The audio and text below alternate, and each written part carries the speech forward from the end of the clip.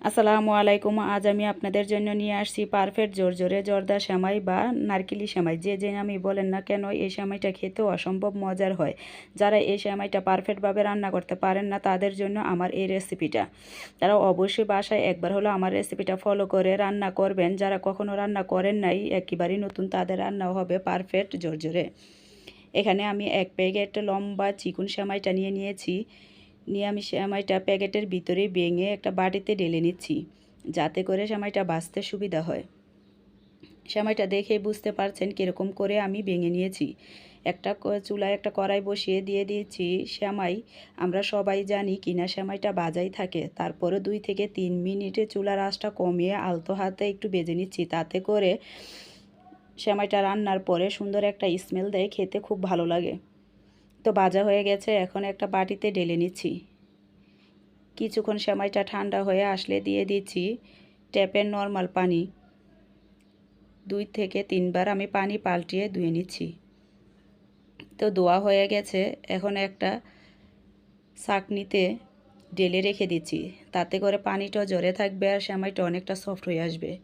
চুলায় একটা কড়াই বসিয়ে দিয়ে দিচ্ছি 2 টেবিল চামচ ঘি। আমি রান্নাটা ঘি দিয়ে করে নিব, আপনারা চাইলে তেল দিয়েও করে নিতে পারেন, বা 2টা তেল আর ঘি একসাথে মিক্স করে দিয়ে রান্না করে নিতে পারেন। দিয়ে দিচ্ছি 2টা তেজপাতা, 5টা এলাচ, 2টা দারচিনি দিয়ে আমি ঘিয়ের সাথে ভেজে নিচ্ছি। যে ভাজা হয়ে আসলে দিয়ে দিচ্ছি কোরানো নারকেল। আমি এখানে একটা নারকেল পুরাটাই নিয়েছি। এই রান্নাতে যত বেশি নারকেল দিবেন ততই খেতে ভালো লাগবে। আপনারাও চেষ্টা করবেন নারকেলটা একটু বেশি দেওয়ার জন্য। নারকেলটা কিছুক্ষণ ভেজে নেওয়া হয়ে আসলে দিয়ে দিচ্ছি সেমাই। দেখেন সেমাইটা ধুয়ে রাখাতে কতটা ঝরঝরে আর কতটা সফট হয়ে আসছে। এখন আমি নারকেল আর সেমাই একসাথে নেড়ে মিশিয়ে নিচ্ছি। আপনারা যদি পারফেক্ট ঝরঝরে সেমাই খেতে চান, তাহলে অবশ্যই এ পর্যায়ে সেমাইটা ধুয়ে নেবেন, তাতে দেখবেন কতটা ঝরঝরে হয়। দিয়ে দিচ্ছি 1.5 কাপ চিনি। 1 প্যাকেটে সেমাইয়ের সাথে 1.5 কাপ চিনি আমার মনে হয় পারফেক্ট। আপনারা আপনাদের পছন্দ মতো কম বেশিও করে নিতে পারেন। দিয়ে দিচ্ছি স্বাদ মতো লবণ। দিয়ে আবারও আমি একটু ভালোভাবে নেড়ে মিশিয়ে নিচ্ছি।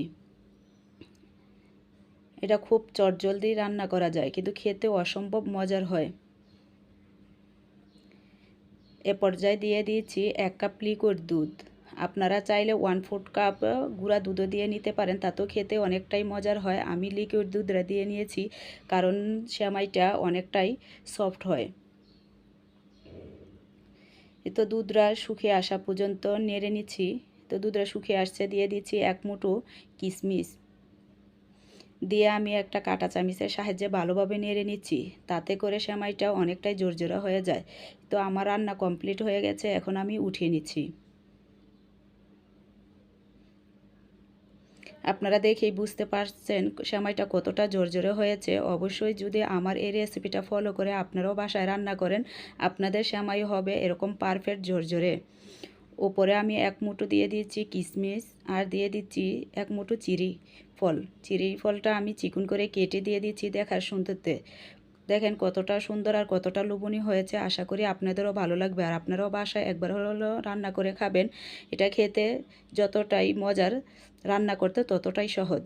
আশা করি আপনাদের ভালো লাগবে।